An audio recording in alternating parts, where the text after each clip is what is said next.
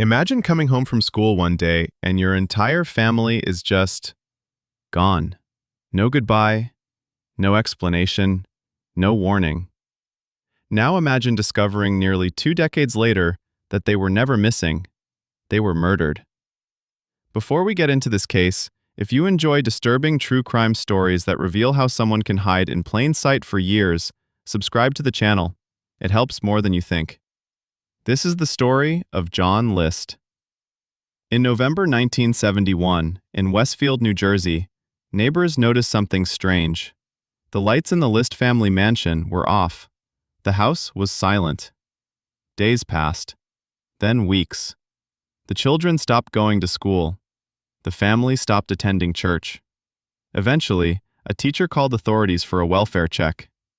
When police entered the home, they found 5 bodies: John List's wife, his mother, and his 3 children. Each had been shot. But John List was gone. On the kitchen table, police found a letter.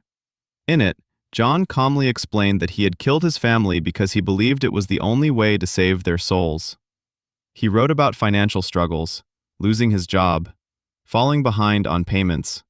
He believed his family would fall into sin if they knew the truth, so he decided to end their lives. Then he disappeared. No fingerprints beyond what was already expected. No immediate trace. And for 18 years, he successfully built a new life. He changed his name to Robert Clark. He moved to Colorado. He remarried. Neighbors described him as quiet, religious, polite. He attended church regularly, worked as an accountant, lived peacefully. No one suspected he was one of America's most wanted fugitives. Meanwhile, the case grew cold. Until 1989. A television show called America's Most Wanted featured John List's story.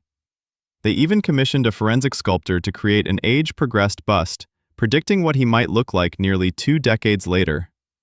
The resemblance was astonishing. A woman watching the show recognized the face. It looked exactly like her neighbor. Authorities were alerted. Within weeks, John List was arrested. When confronted, he didn't resist. He admitted everything. At trial, List showed little emotion. He maintained that he believed he was acting in his family's spiritual best interest. In 1990, he was sentenced to 5 consecutive life terms. He died in prison in 2008. What makes this case chilling isn't just the crime. It's the normalcy that followed. He didn't live in hiding. He didn't live in fear. He joined a church. He made friends. He married again. For nearly 2 decades, he blended in completely. If the TV show had never aired, he might have died a free man. And that raises a terrifying question. How many people live quiet, ordinary lives while hiding unimaginable secrets? If this case shocked you, hit the like button so I know to bring more stories like this, and comment below. Do you think someone like John List can truly feel no remorse, or was he simply hiding it?